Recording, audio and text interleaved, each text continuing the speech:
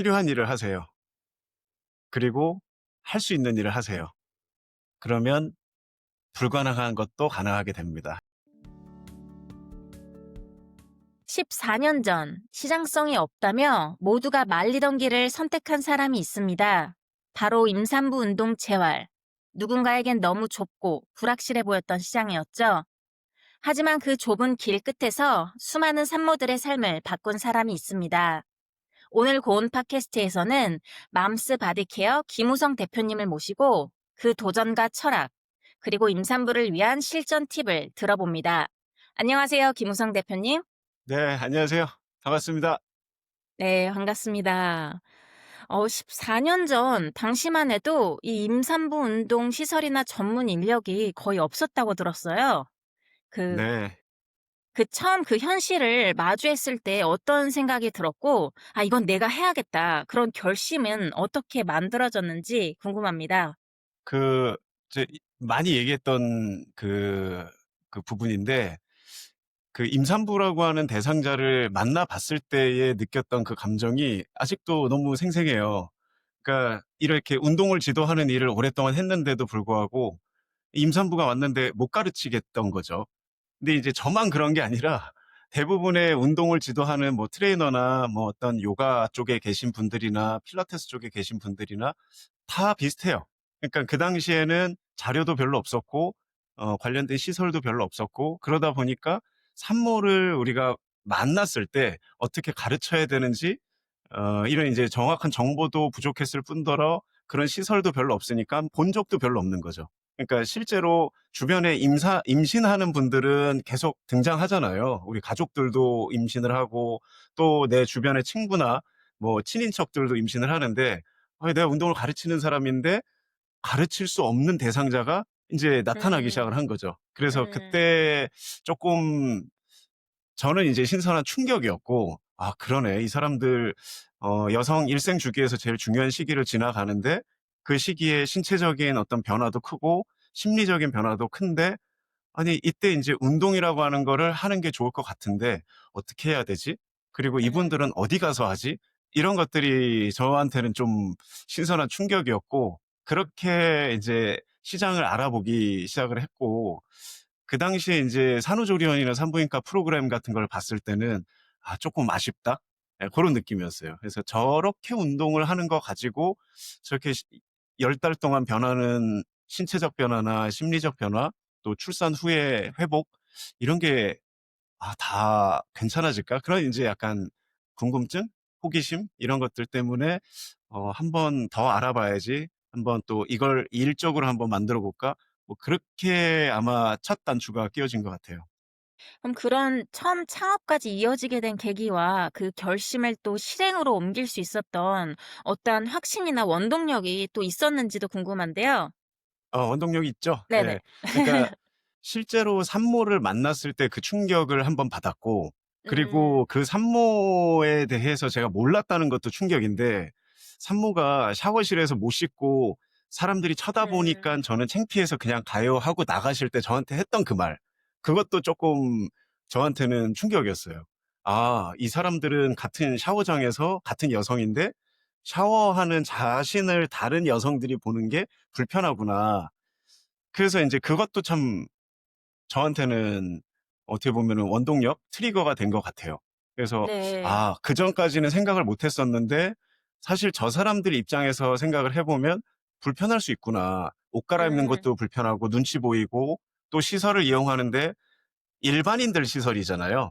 일반 네네. 피트니스나 일반 필라테스 샵이나 이런 데는 사실 그 사람들을 위해서 만들어 놓은 곳은 아니잖아요.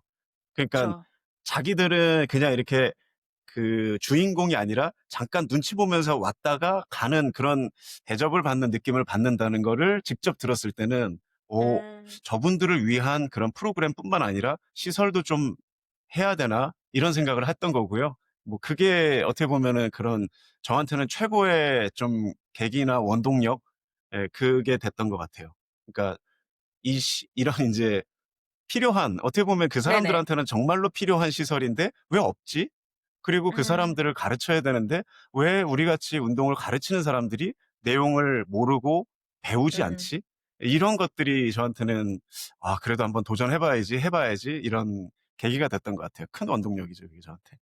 네. 사실 지금은 어떻게 보면 굉장히 오픈이 좀 돼 있는 것 같아요. 소셜 미디어를 통해서 이런 임신한 것에 대해서도 굉장히 자주 접하게 되고 알리고 보여주고 이런 것 때문에 그런지 뭐 임신을 한 게 그냥 자연스럽고 뭐 "이게 아름답다." 이런 식으로도 많이 이야기를 하는데 사실 좀 전만 해도 그런 문화가 없었고 사실은 운동을 자연스럽게 해도 될 건데도 불구하고 굉장히 되게 부담스럽게 그렇게 여기신 분들이 많으셨던 것 같아요. 근데 저도 놀라운 게 비단 그런 현실을 안 건 우리 대표님뿐만이 아니라 여성 트레이너분들도 굉장히 많으시고 그렇게 계신데도 그 시장이 이렇게 빨리 커지지 않았다는 게 약간 의문이 들더라고요. 그 부분은 왜라고 생각하세요? 일단 어려워요. 아. 대상 그쵸. 자체가 그쵸, 생명을 그쵸. 다루잖아요. 생명을 맞아요. 다루고 그것도 두 생명을 다루잖아요. 음. 임신한 여성과 뱃속에 있는 태아의 이 두 생명을 다루기 때문에 단순히 다이어트를 시킨다, 비포 애프터를 만들어 준다, 통증을 조절한다, 그다음에 교정을 한다. 저는 그런 것도 굉장히 보람차고 어려운 일이지만 생명을 다루면서 이 사람들에 대한 건강을 더 좋은 방향으로 이끌어 주고 어떤 신체적인 문제나 심리적인 문제까지 다 포괄적으로 지도를 해야 되는 이 영역은 또 기존에 없었던 영역이기 때문에 '손쉽게 도전해 보기 어렵지 않았나.'라는 생각이 들고, 그다음에 우리가 사업을 해 보면 대부분 동일한 어떤 그 문제, 좀 벽 이런 것들을 느끼는 부분이 결국 '모객을 어떻게 할 것인가.' 뭐 이런 부분들이 되게 중요하잖아요. 그래서 인제 마케팅도 어떻게 해야 되며, 포지셔닝은 어떻게 하며, 경영 이론은 또 어떻게 배워야 되며, 이런 것들을 공부를 해서 적용을 하는데도 어렵잖아요. 근데 이 임산부 영역이라고 하는 영역은 그 모객, 일단은 우리 대상자가 그렇게 많지도 않고, 또 대한민국은 출산율도 많이 떨어지고 있고, 예, 이런 인제 부분들 때문에 사람들이 좀 이렇게 알면서도 '아 그래. 이 시장이 그래 알아. 되게 중요한 건 알아.' 근데 선뜻 그거를 도전해 보기는 쉽지 않는 게 맞는 것 같아요. 저도 고민이 되게 많았고 어려웠고 '이게 진짜 될까?'라는 그런, 당연히 좀 걱정이 너무 많았죠. 아마 그 부분에서는 특히 또 이 어떤 사람들은 '의사의 영역이다.'라고 생각을 할 수도 있을 것 같아요. 이런 임산부의 그런 운동들을 다루는 것들이 트레이너가 할 수 있을지 아니면 이거를 의사한테 넘겨야 될지 약간 거기에서 어 이렇게 분명하지 않은 그런 선도 있을 것 같아요. 왜 뭐 재활하시는 분들도 또 계시잖아요, 재활의학과라고 해서. 그래서 그런 부분을 어떻게 조율을 하셨는지도 좀 궁금하거든요. 일단은 어떤 기준이 어떻게 설정되어 있는지를 좀 많이 찾아봤던 것 같고요, 초반에는. 그래서 인제 우리나라에는 임산부가 운동을 어떻게 해야 되며, 지금 말씀하신 대로 어떤 제도권에서 해야 되는, 즉 의료계에서 해야 되는 영역과 운동 쪽의 영역이 명확하게 뭔가 기준이 있는지를 좀 많이 찾아봤고, 그다음에 국내 자료보다는 아무래도 해외 자료가 많기 때문에 미국이나 캐나다나 호주에서 나온 데이터들이 꽤 많거든요.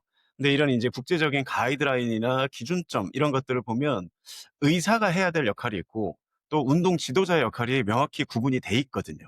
그리고 신체 활동이나 운동이 그 전이랑 다르게 최근 한 20년 전부터 굉장히 적극적인 권장을 하고 있거든요.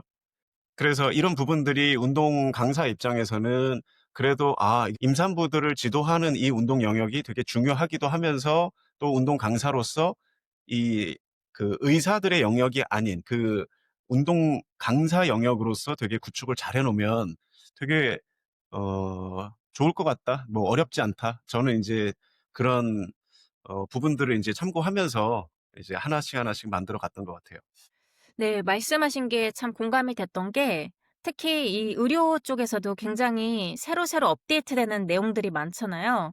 그중에 하나가 아마 오랫동안 이 알려져 있었던 그런 임산부에 대해서 해야 될 것과 해야 되지 말아야 될 것 그런 것들이 깨지는 게 사실 원래는 되게 "조심해야 된다, 조심해야 된다." 이런 얘기를 많이 했지만 정작 임신을 하고 운동을 정말 열심히 하는 그런 분들이 생겨나고 그런 분들이 오히려 더 건강한 이런 임산부 생활을 하는 걸 보면서 다시 그 논문이나 이런 것들이 이제 실험 통해서 입증이 되고 이런 게 계속 좀 바뀌어 나가는 것 같아요. 그래서 저희가 그런 부분도 추후에 다시 이야기를 할 건데 이 이후 좁은 시장을 실제로 어떻게 키워 오셨는지 또 지금 어떻게 보면 또 독점적인 위치까지 이 오시기까지의 이 대표님만의 어떤 전략이 있으셨는지 궁금합니다. 전략이라고 할 것까지는 없는 것 같고요. 그냥 되게 단순하게 저는 그 말씀드린 것처럼 시장성이나 어떤 전략적인 부분보다는 이게 여성한테 가장 중요한 시기고, 그다음에 이런 시설이나 이런 어떤 전문적인 기관 또 전문적인 프로그램이 필요하다는 그런 필요성에 의해서 시작을 했을 뿐이고, 필요한 일을 제가 할 수 있는 선에서 하다 보니까 그러니깐 인제 여기까지 온 것 같아요. 근데 처음에는 운동 지도로 시작을 했고 시설을 갖추는 걸로 시작을 했고, 또 거기에 많은 산모들이 올 수 있게끔 만드는 데 쪼끔 역점을 기울였던 것 같아요. 그래서 가장 인제 목에게 힘을 썼던 거는 나가서 인제 전단지를 돌리거나 뭐 바이럴 마케팅을 하거나 이런 것들보다는 사실 제도권과 협력할 수 있으면 가장 좋을 것 같다는 생각이 들어서 그 의료진, 그러니깐 산부인과와 또는 산후조리원 이런 데는 음. 산모들이 가장 많이 포진돼 있잖아요. 그쵸. 그리고 그런 곳들과 업무를 같이 협력해서 할 수 있다면, 음. 산부인과는 운동을 지도하는 것도 아니고, 그리고 그쵸. 산후조리원도 그 아기 낳고 2 주간 출산 후에 회복을 시켜주는 곳인데 거기에서 운동 프로그램을 주긴 하지만 너무 아쉽다는 느낌이 많이 들었어요, 참여율도 낮고. 음. 그래서 이런 부분들을 저희가 개선을 하는 그런 업무 협약을 맺고 그 부분을 프로그래밍을 해 놓으면 인제 전략적으로, 사실 인제 뭐 전략이라고 하기에는 좀 그렇지만 그게 인제 모객이 해결이 되잖아요. 그래서 네네. 그거를 해낸 거죠. 그래서 오래 걸리긴 네. 했지만 1 년에 뭐 1 곳, 또 2년 있다가 또 1 곳, 그렇게 하다 보니까 지금 저희 센터와 업무 협약을 맺은 산부인과나 산후조리원이 상당히 많거든요. 네. 그렇게 모객이 인제 되면서 산모들이 유입이 되기 시작을 했고, 그 사람들에 음. 대한 전문적인 관리를 잘 해내다 보니까 이 네네. 사람들이 만족도도 높고 바이럴 마케팅을 안 해도 실제 그런 충성 고객들이 많아져서 자연스럽게 저희는 그런 어떤 전략이라고 할 것까지는 없었지만 그냥 내가 할 수 있는 선에서 했던 게 자연스럽게 인제 좀 자리매김을 했던 것 같고요. 그렇게 하다 보니깐 직원을 또 잘 써야 되잖아요. 사람이 많이 그쵸. 필요하더라고요. 직원을 채용해서 또 직원을 가르치고 이런, 그 과정이 너무 시간도 오래 걸리고 뭐 그런 이제 불편감이 또 있더라고요. 그래서 제가 교육을 지금 오랫동안 하고 있는데, 네. 저희 임산부 운동 처방사라고 하는 자격증을 저희가 인제 교육을 하고 이렇게 발행을 하고 있는 그런 교육기관이거든요. 음.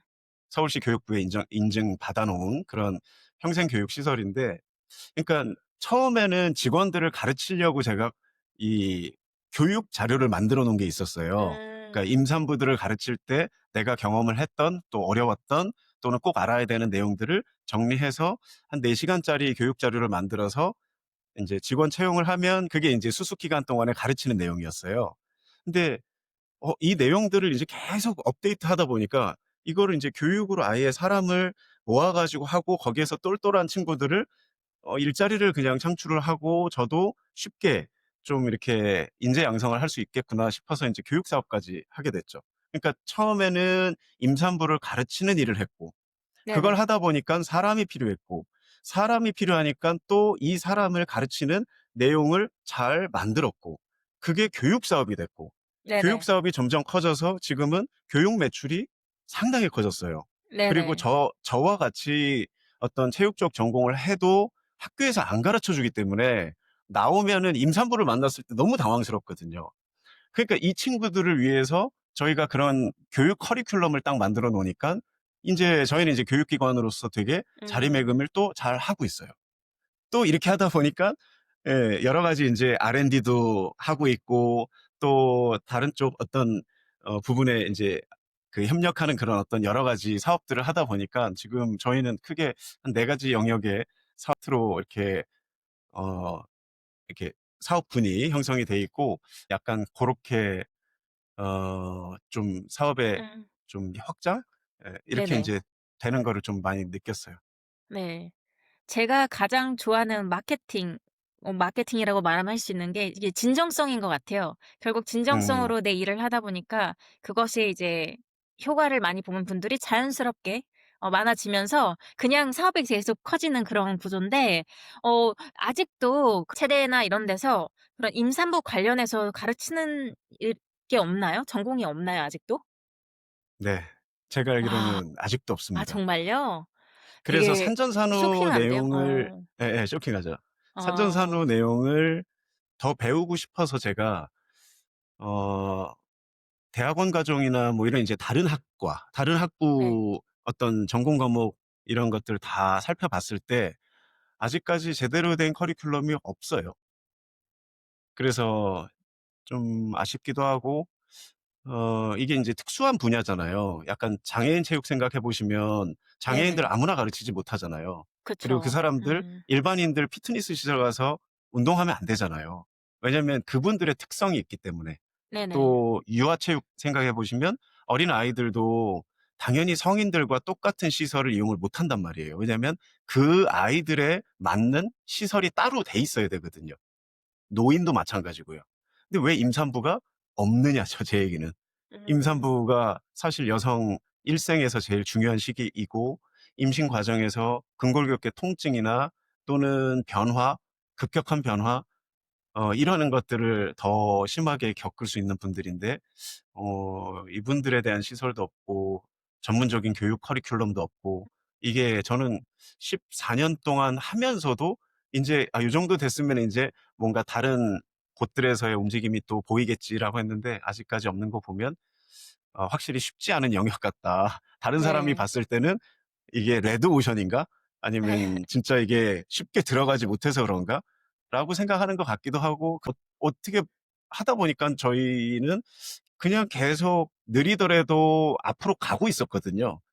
천천히 가더라도 계속 멈추지 않고 갔던 게 지금에 와서는 좀 격차라고 할까? 그 당시에는 몰랐는데 지금 뒤를 돌아보니까 많이 격차가 좀 보인다. 그리고 이뤄 놓은 게 그냥 내가 그 필요한 일을 했고 또 할 수 있는 일을 하다 보니 지금 보니까 '불가능했던 일이 이루어져 있네.' 약간 요런 음. 느낌? 네. 네네. 그 궁금했던 게 혹시 그 당시에 이걸 하셨을 때 이미 결혼을 하셨나요? 아니면 혹시 누님이나 이런 여형제들이 있으신가요? 저희 형 한 명 있는데요. 아 그러세요? 예. 아니 되게 그 결혼은 했었고요. 결혼하셨고요. 그래서 이런 것들의 문제점을 사실 필요성을 다 알지만 굉장히 많은 필요가 있지만 또 그게 나한테 직접적으로 이렇게 다가와서 '뭔가를 해야겠다.'라고 결심을 하는 분은 좀 많지가 않잖아요. 그래서 저는 그게 좀 궁금했는데 그럼 대표님 같은 경우도 사실 이 영역에 공부를 할 때 체대에서 가르쳐 주는 것도 아니고 그렇다고 내가 의대를 가는 것도 아니고 뭐 산부인과 이런 것도 아닌데 어떻게 공부를 하셨는지 외국 자료를 보셨다고 했잖아요. 뭐 특별히 뭐 하신 그런 게 있을까요? 아니면 그냥 실전과 그때그때 찾아서 공부를 하셔 나갔나요? 일단은 그냥 일반 운동 지도나 운동 처방, 뭐 재활 이런 쪽 공부는 할 수 있는 길이 되게 많잖아요. 자료도 네. 많고. 그죠? 네네. 근데 임산부 쪽은 항상 벽에 이렇게 부딪혔던 게 산과적인 내용들. 그러니까 음. 뱃속에서 일어나는 일, 생리적인 문제들, 그다음에 출산이 어떻게 이루어지는지, 진통은 뭐고, 또 태아는 그 안에서 어떻게 성장하고 발달하고 이런 것들이 공부가 잘 안 되는 거예요. 왜냐하면 가르쳐 주는 음. 사람도 없고 자료도 없으니까. 네네. 그래서 참고했던 거는 이제 해외 자료라고 말씀을 드렸던 게 당시에 제 친구가 미국에서 아주 좋은 대학의 스포츠 의학과의 교수로 있었어요. 그래서 그 친구의 도움을 꽤 많이 받았어요. 지금도 교수하고 있는데 그 친구가 많은 그 선행 자료도 찾아주고 그다음에 "우성아 너한테 진짜 도움될 만한 자료니까 이거 꼭 봐봐." 해서 자료들을 굉장히 많이 찾아줬습니다. 그래서 그게 일단은 첫 번째로 운동 처방, 임산부에 대한 운동 지도 여기에 큰 도움이 됐고 그다음에 상과 공부는 사실 제가 임상을 되게 많이 경험을 하게 됐어요. 그 임상이라고 음. 하는 게 임산부를 만나면서 경험한 임상하고 제가 산부인과에서 3년 정도 근무를 하게 됐거든요. 그러니까 이런 것도 참 운이 좋죠. 그러니까 이게 참 이게 뭔가 운명? 예 약간 그런 것 같아요. 네네. 그래서 참 운 좋게 남자인데도 불구하고 또 좋은 의사 선생님들을 만났고 그 병원에서 저를 이렇게 스카우트 하셔서 이제 자리도 만들어 주시고 그래서 산모들에 대한 운동 지도하고 운동 처방을 해 봐라. 그렇게 해서 제가 3 년을 병원에서 근무하면서 산부인과에서 오는 그 약간 근골격계 문제가 있는 산모들하고 출산 후에 골반이 벌어지고 이런 분들을 엑스레이까지 다 확인해 보면서 그런 인제 과정들을 좀 임상을 되게 빨리 많은 음. 임상을 경험을 하게 됐죠. 네. 그러면서 또 조산사 선생님의 교육을 들을 수 있는 계기가 딱 생겼어요.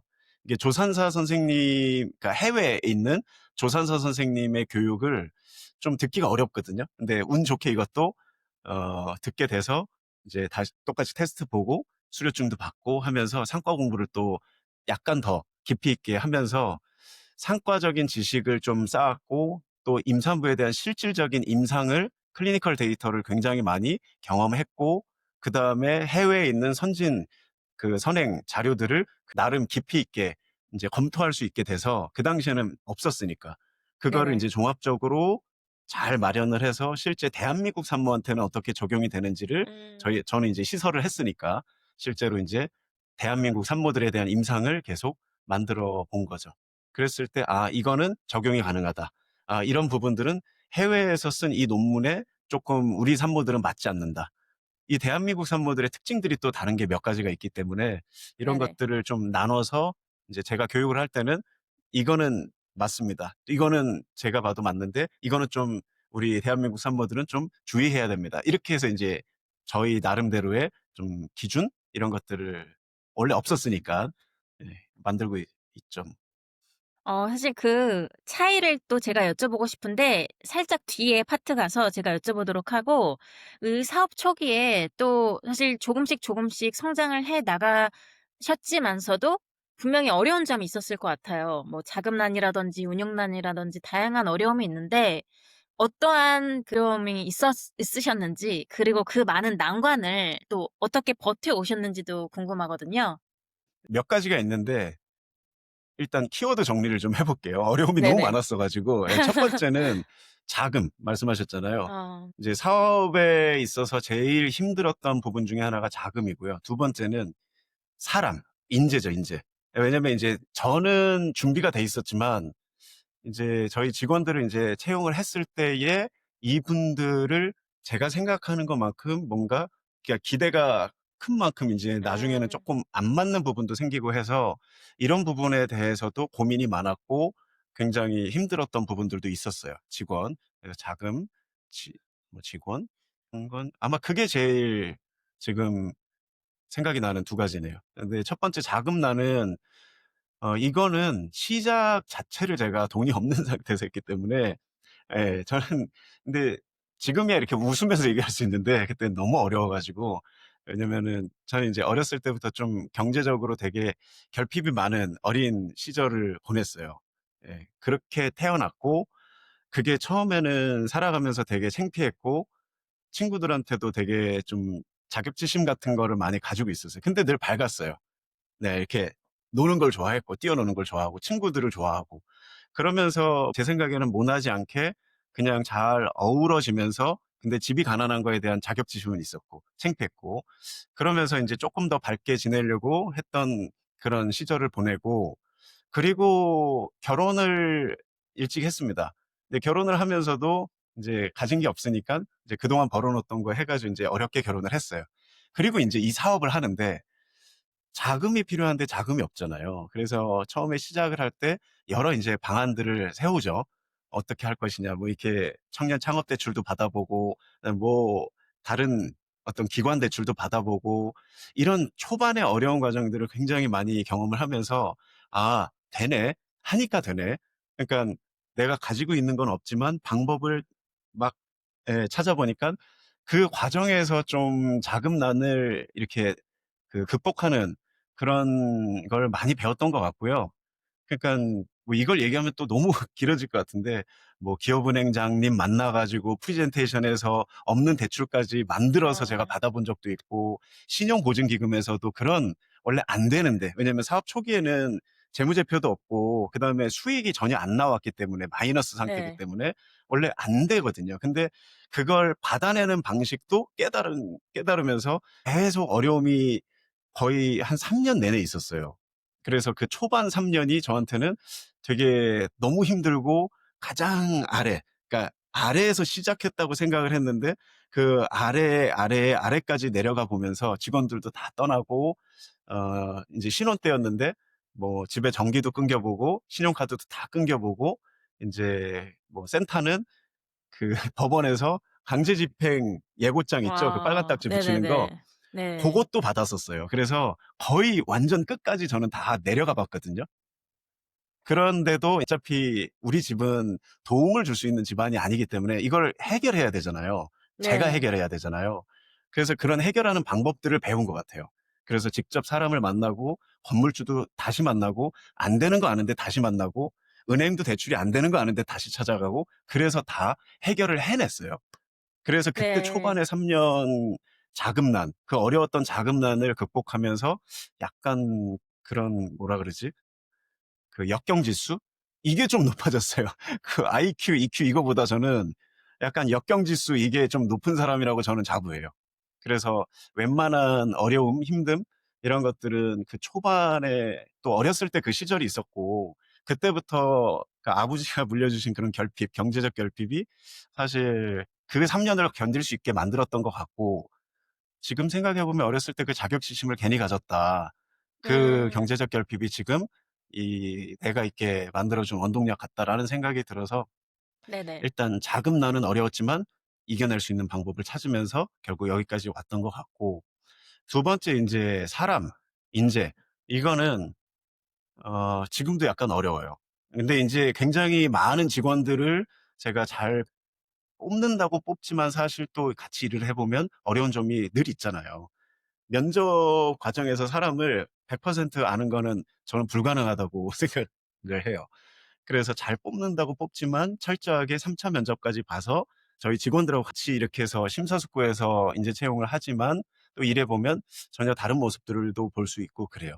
그래서 이런 부분들을, 많은 실패를 거듭하면서 역시 이것도 이제 '잘 가르쳐야 되는구나. 그러니까 내가 원하는 완벽한 인재는 세상에 없구나. 그런 인재를 양성하는 게 훨씬 더 빠른 길이구나.' 이런 것들을 좀 깨달아서, 이제 좀 조직 문화라든가, 사실 피트니스 업계에 이런 조직 문화나 이런 게 잘 돼 있는 곳들이 거의 없어서 네네. 벤치마킹하거나 뭔가 그런 거 할 데가 너무 없었어요. 저희 조직 문화나 이런 것들 검색해 보시거나 뭐 알아보시면 나오겠지만, 아마 피트니스 업계에서 되게 독특한 조직 문화를 많이 가지고 있고, 그래서 저희 그 근속 연수가 굉장히 깁니다. 저희 네. 직원들이. 그런 것들이 사실 피트니스 업계에서 이직률이 높고, 한 직장에서 제가 알기로는 피트니스 쪽은 8개월 정도가 평균 근속 연수로 나오는 걸로 아는데, 지금 저희 센터에 있는 직원들은 4년, 5년 이상은 다 근무하는 걸로 보면 사실 그게 쉬운 일은 아니거든요. 그쵸. 그래서 그런 조직 문화나 또 인재를 계속 길러내고, 또 거기에 소속되어 있는 인재들이 또 같이 성장한다는 느낌을 줄 수 있는 그런 곳으로 만들어서, 예전에 비하면은 저는 이제 사람에 대한 어려움도, 자금난도, 그 초반에 너무 너무 큰 거를 지나와서, 예, 네. 지금은 약간, 뭐라고 해야 되지? 조금 수월해졌다라는 느낌보다는 좀 이제, 예, 이제 감이 좀 생겼다. 예, 약간 그런 느낌입니다. 그렇게 힘들면 그만둘 만도 한데, 그러니까 어떻게 보면 악바리 같은 근성으로 막 '아 이건 내가 어떻게든 해 봐야겠다.' 그런 마음이 크셨나요? 아니면 '아 이건 진짜 내가 해결해야 돼.' 그래서 이걸 계속 가셨는지, 그렇게 흔들린 순간이 그 바닥을 치게 되면 대부분이 어 '난 할 때까지 그래도 다 했다. 뭐 다른 걸 찾아보자.' 이렇게도 생각을 할 수가 있잖아요. 그때 어떻게 또 방향을 포기하지 않고 계속 가실 생각을 했는지. 사실 혼자면 또 상관없는데 가족도 있고 이런 어려움들이 있으면 그게 쉽지가 않잖아요. 맞아요. 특별한 이유가 그때 있으셨을까요? 그때에 되게 고민이 엄청 많았었어요. 왜냐면은 그럼요. 초반에 아까 얘기했던 그런 인제 인테리어 비용도 절반도 못 주고 있는 상황이고 이자는 올라가고 있고 그다음에 지금 내용 증명은 매달 월세가 밀리니까 계속 날라오고 그러니까 그런 상황에서 어떤 고민을 했냐면 '그만할까?'라는 생각도 하고 그다음에 이거를 임산부 전용 센터라고 적어 놓은 맘스 바디케어를 그냥 맘스를 빼고 바디케어로 어. 바꿔 가지고 '일반 여성을 지도할까?'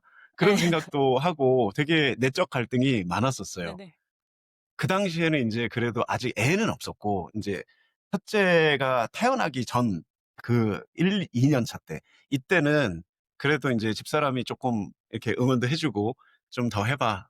오빠 할 수 있으니까." 그렇게 하는 그런 가장 가까이 있는 배우자의 어떤 그런 약간 믿음? 요것도 저한테는 엄청 큰 힘이 됐고 그다음에 또 '그래도 한번 끝까지 해 봐야지.'라고 했던 그 약간 그 흔들리지 않은 그런 어떤 그 실행력 이런 것들이 계속 유지될 수 있었던 거는 제가 약간 그 군 생활하고 그리고 히말라야 등반 뭐 이런 것들을 통해서 약간 극한의 그런 이제 다른 사람들이 경험 못 해본 약간 그게 있어요. 잠깐 그걸 약간 변태 즐기시는 같은 것 같은데요? 힘든 걸 예. 즐기시는 분 아닌가요? 지금도 저는 철인삼종이라고 하는 운동을 하고 있고 어. 그러니까 약간 극한까지 이렇게 몰아붙여서 그거를 견디는 거를 그래도 경험해 봤거든요. 군 생활 한번 그런 생활을 하면서 그런 신체적인 어떤 극한 또 심리적인 어떤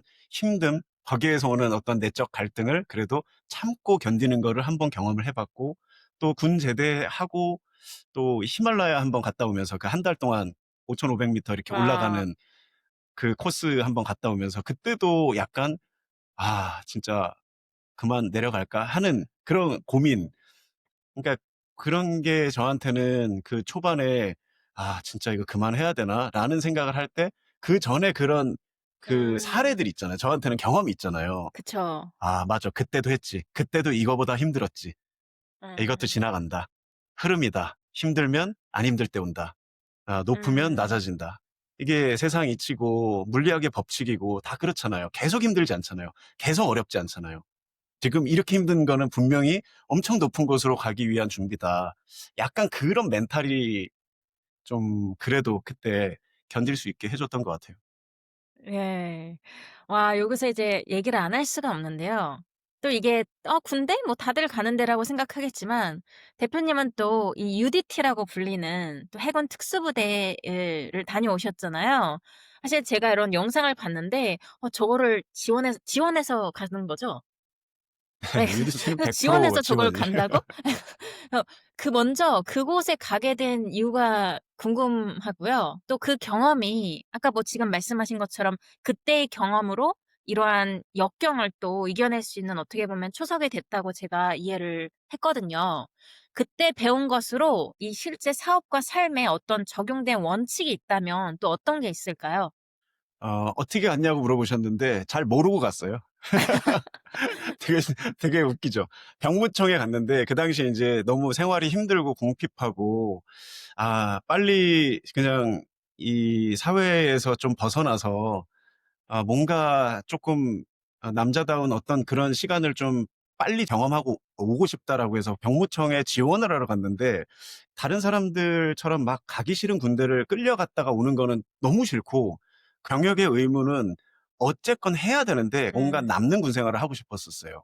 그래서 네네. 병무청에 가서 그냥 일반 부대보다는 특수부대 가면 돈도 많이 주거든요.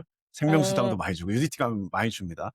자격증도 많이 따요. 그래서 그런 게 인제 보이잖아요. 특전 해 가지고 특수전 요원들 이제 특전 해 가지고 어떤 자격증이 나오고 딸 수 있고 그다음에 생명수당 얼마 나오고 이런 게 인제 눈에 딱 들어오는 거예요. 바로 지원했죠. 그래서 UDT를 갔고 잘 모르고 막 지금처럼 막 음. 검색하고 그런 시대가 아니었기 때문에 그냥 병무청 가서 '나는 그냥 군 생활도 의미 있게 하고 싶다.' 그 긴 시간을 또 끌려가듯이 갔다 오는 거는 너무 네네. 아깝고 그쵸. 피 끓는 젊음을 국가를 위해서 희생하는데 어차피 희생할 거면 쪼끔 더 의미 있는 군 생활을 하고 싶어서 갔고 UDT가 그렇게 힘든지는 모르고 간 거예요. 그래서 어느 정도 각오는 예. 했는데 그래서 아무튼 그렇게 해서 가게 됐고요. 갔는데 사실 매일매일이 너무 이렇게 힘들었고, 그 UDT는 불가능은 없다라는 게 UDT의 신조예요. 음. 표. 그래서 그 불가능은 없다라고 하는 게 그냥 매일 우리가 밥 먹듯이 외치는 불가능 없다, 불가능 없다 이렇게 이제 외치던 그 표어가 진짜 그냥 가슴속에 있는 것 같아요. 그래서 네. 어떤 항상 살다 보면 되게 많은 문제들이 오잖아요. 짐도 어깨에 계속 올라오고. 근데 이게 하나 짐을 내려도 또 올라오더라고요. 어떤 네. 문제를 해결해도 또 문제가 또 나타나고. 그래서 차라리 진짜 그 표어대로 아예 그냥 불가능 없다. 다 해낼 수 있다.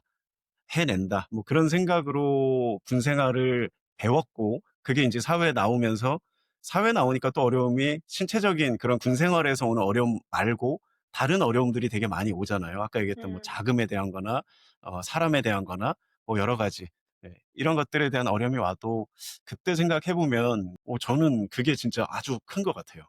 네, 그 음. 이겨낼 수 있었던 군 생활이 어려웠지만 그걸 통해서 아까 얘기했던 역경 지수가 진짜 네네. 거의 레벨 업 돼서 거의 뭐 레벨 예, 그냥 엄청나게 업이 돼서 네. 나와서 예, 만약에 제 아들이 둘째가 아들인데 아들이 "아빠 UDT 갈 거야." 그러면 그냥 확 밀어줄 것 같아요. 예. "가라. 아 그렇구나. 갔다 와라." 네. 아. 그 히말라야는 또 어떻게 하다가 가시게 됐나요? 그것도 그냥 쉬어 보이셨나요? 그냥 '어 가볼 만한데.' 하셨나요? 그건 아니고요. 제가 군 전역하고 이제 일하면서 어떤 중요한 결정을 내려야 될 때 있잖아요, 살면서. 그때는 네네. 꼭 산에 갔었어요, 산에. 그러니까 혼자 배낭을 메고, 왜냐면 산에 가면 그 걷는 시간 동안에 혼자 되게 사색하기가 좋거든요. 핸드폰 보면서 네. 가지 않잖아요, 산에 그쵸, 가면. 그쵸. 그래서 예, 산에 가면 이제 혼자 산에를 많이 다녔는데, 왜냐면 사색을 할 수 있고 생각을 할 수 있고 힘든 과정을 통해서 또 정상에 앉아서 먼 그 발치를 바라보면서 좀 생각 정리를 할 수 있어서 그 시간적 여유가 너무 좋아서 산에 많이 갔었거든요. 근데 이제 원래 산쟁이들이 산에 다니다 보면 이제 약간 동경의 대상 같은 게 생겨요. 그게 대부분은 국내 이제 뭐 백두대간 막 이런 거 종주해보고, 근데 그런 것들을 해봤을 거 아니에요. 저도 비박하면서. 그러고 나면 이제 히말라야라고 하는 곳을 꼭 한번 가보고 싶다라는 또 동경이 생겨요. 근데 그걸 제가 결혼 전에, 결혼과 이 사업, 맘스라고 하는 이 사업을 앞두고 이 중요한 걸 이제 마음 정리를 하기 위해서 이제 히말라야라고 하는 곳을 한번 가보고 싶다. 처음에는 그런 생각을 하다가 조금 알아보니까 가볼 만하더라고요.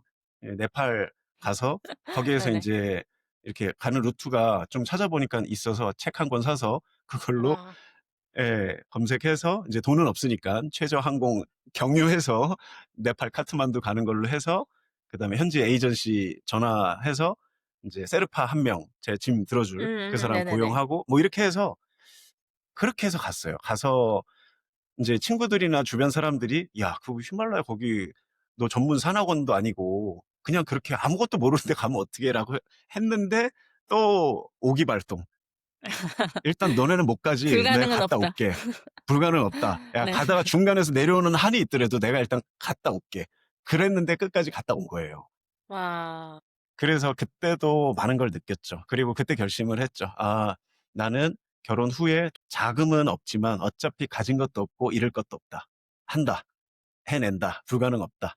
그렇게 해서 자금이야 여러 가지 인제 또 다른 방식들을 써서 모을 수 있는 것들을 잘 모아서 차근차근 하면 해낼 수 있을 것 같다는 생각이 들어서 했어요. 그렇게. 그래서 그렇게 인제 히말라야라고 하는 곳을 갔다 오게 된 거고, 그것도 역시 사업하는 데 큰, 저한테는 자양분이 된 것 같습니다. 네. 얘기를 듣다 보니 대표님께서 이 어 포기하지 않고 갈 수 있었던 게 결국은 이 UDT 이런 군대에서 배웠던 그런 것들이 굉장히 많은 작용을 한 것 같은데, 또 더불어서 어떻게 보면 그 어릴 때 그 환경, 가지지 못했던 그 환경이 없었던 환경이었기 때문에 그것을 또 헤쳐나갈 수 있는 그런 방법을 찾게 되고, 그런 역경이 있었기 때문에 성장을 할 수 있는 발판이 된 것 같아요.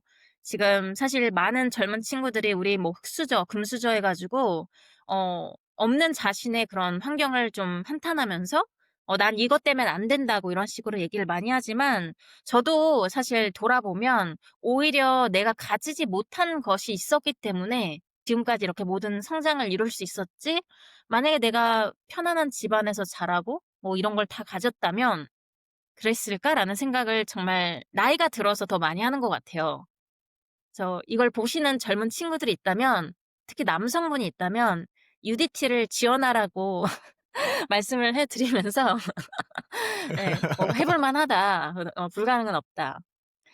네. 아까 팀 얘기도 좀 해 주셨는데 사실 저도 그 얘기 정말 많이 듣거든요. 사업하시는 분들이 가장 힘들어하시는 게 이 자금과 직원을 관리하는 게, 아까 말씀하신 것처럼 내가 이렇게 하려고 해도 이렇게 내 마음과 같지가 않잖아요. 자라온 환경도 다르고 하니까 포기도 빠른 친구들도 있고 이러다 보니 굉장히 어려움을 겪는데, 그럼에도 불구하고 지금 14년 동안 그 사업을 키워 오시면서 그렇게 오랫동안 직원들이 이제 있는 기간이 길어지고 이러한 조직 문화를 만들 수 있었던 어떠한 어 포인트? 아니면 이런 중요한 것이 있다면 뭐가 있을까요? 이게 저도 그 과정에서 되게 많은 것들을 생각을 해 봤는데, 직원들이 약간 이렇게 뭔가 애사심을 갖고 진짜 내 일처럼 이렇게 일을 하는 데 있어서는 뭐 목표 설정, 그다음에 뭐 어떤 실행력, 이런 것들도 다 중요해요. 그 단계별 네네. 어떤 준비 과정부터 해서 마지막 단계 피드백까지 다 중요하다고 생각을 하는데, 그 앞서서 꼭 필요한 게 동기 같아요.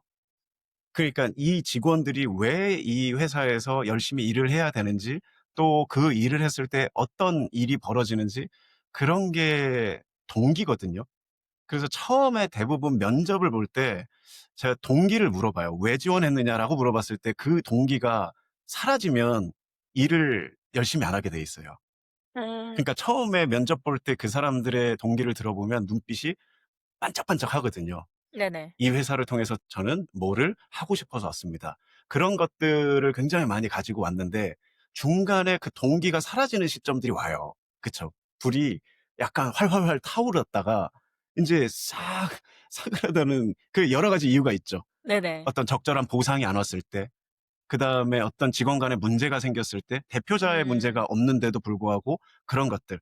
그러니까 그런 것들이 사실 리더로서 조금 더 섬세하고 세심하게 살펴봐야 되는 것들이에요. 이 사람들이 일을 하는데 얼만큼 그런 동기가 사라지지 않고 있는지에 대한 것들을 잘 확인하는 작업들이 꼭 필요한 것 같고, 잘했으면 잘한 거에 맞는 어떤 보상이 이루어져야 되는 게 꼭 필요하다고 보고, 못하고 실수했으면 어떤 질책보다는 동일한 실수가 반복되지 않게 뭔가 수정해 주고, 정확하게 실수가 반복되지 않게 가르쳐 주고, 그 두 가지가 되게 중요할 것 같다는 생각이 들고, 그렇게 좀 하려고 노력을 했고, 소통이 중단되거나 단절되면, 그러면 아마 이거는 그런 동기가 빨리 꺼지는 것 같다는 생각이 들어요.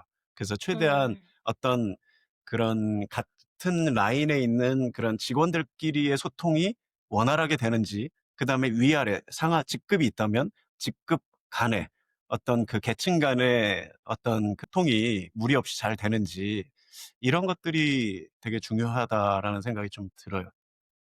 그래야지 직원들이 그래도 내 일처럼 열심히 일하고 또 지치지 않고 일할 수 있는 것 같다는 생각이 들고, 팀 빌딩을 그렇게 하려고 조직 문화를 만든 게 여러 가지가 있습니다. 뭐 한 가지 예를 들어 주실 수 있을까요? 예를 들면 저희는 한 달에 한 번 목요일이 수업을 아예 안 해요. 아무것도. 음. 그날은 그냥 회의만 합니다. 그러니까 이 회의라고 하는 게 그냥 앉아 가지고 막 고리타분한 얘기, 숫자 가지고 얘기하는 그런 얘기만 하는 게 아니라 9시 부터 10시 반까지 1 시간 반 동안은 서평회를 해요. 제가 독서 경영을 되게 좋아하거든요. 독서 경영한 지가 벌써 한 7-8년 정도 횟수로 됐으니까 오래됐죠. 그래서 직원들이 1년 동안 12 권의 책은 무조건 읽게 돼 있어요. 어. 그래서 한 달에 한 권씩 장르 상관없이, 종류 상관없이 자기가 읽고 싶은 책을 읽고 와서 그 회의 날 첫 번째 시간은 같이 커피 한 잔 마시면서 같이 자기가 읽었던 책에 감명 깊었던 내용이나 이런 것들, 자기가 느낀 점들을 공유해 줘요. 그러면 12 명이면 12 권의 책을 그래도 어느 정도 내용들을 우리는 알고 가거든요. 네. 그렇게 해서 조직 문화가 인제 회의가 처음에 딱딱하지 않은 분위기에서 시작하는 게 되게 중요하거든요. 그래서 음. 그렇게 인제 시작을 하고, 그리고 현안에 대한 회의를 실제로 딱 하고 그다음에 체육 활동이나 문화 활동을 같이 해요. 그러니까 이런 어. 활동을 한 달에 한 번씩 꼭 하는 거예요. 그래서 산도 네. 같이 가고, 회의 후에 그다음에 그 평소 못 갔던 어떤 연극, 영화, 그다음에 뭐 대공원, 뭐 이런 뭐 남이섬 이런 데를 한 달에 한 음. 번씩 저희는 가요. 네. 그러니까 이 그런 과정에서 평소 못 했던 이야기들도 되게 많이 나누고, 그냥 그쵸. 단순히 술 먹고 그냥 피곤한 회식을 하는 게 아니라 회의는 회의대로 나름대로 알차게 쭉 하고, 그다음에 인제 그런 인제 같이 소속감 느낄 수 있는 문화 활동, 체육 활동을 같이 하니까 직원들은 회의 날을 제일 좋아해요. 네. 그럴 것 같은데요. 아까 동기에 대해서 이야기를 했는데 뭐 직원분들도 그렇겠지만 대표님 본인도 사실 14년 동안 그 한 길을 계속 이 대표라는 타이틀을 가지고 계속 나가는 게 쉽지만은 않은 일일 것 같아요. 스스로에게는 이 동기부여를 어떻게 하는지 뭔가 대표님만이 그런 노하우 그런 게 있을까요? 네. 제 일의 동기는 당연히 아까 시작할 때에 대한 동기랑 똑같아요. 필요하니깐요. 누군가는 해야 되니까. 아직도 비슷한 일을 적극적으로 해 주는 사람들이 없고, 그리고 많은 지지를 받거든요. 그러니까 그게 큰 음. 동기예요. 음. 직원들의 지지, 가족들의 지지.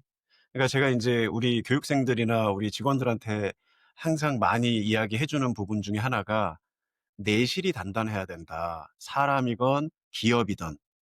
제가 만났던 기업들은 내실이 부실한 기업들이 되게 많아요. 그러니깐 뭔가 외현 확장이라고 하는 것들에 너무 목을 매는 것 같고, 사실 피트니스 쪽에 무슨 2 호점, 3 호점, 4 호점, 5 호점 막 100개 막 몇십 개의 프랜차이즈를 가지고 있는 그쵸. 기업도 제가 인제 재무 구조나 그 어떤 실제 내부 환경까지 정확히는 모르지만 그냥 딱 이렇게 봤을 때는 '내실이 그렇게 좋아 보이진 음. 않은데?'라는 생각이 좀 드는 곳들이 보였거든요.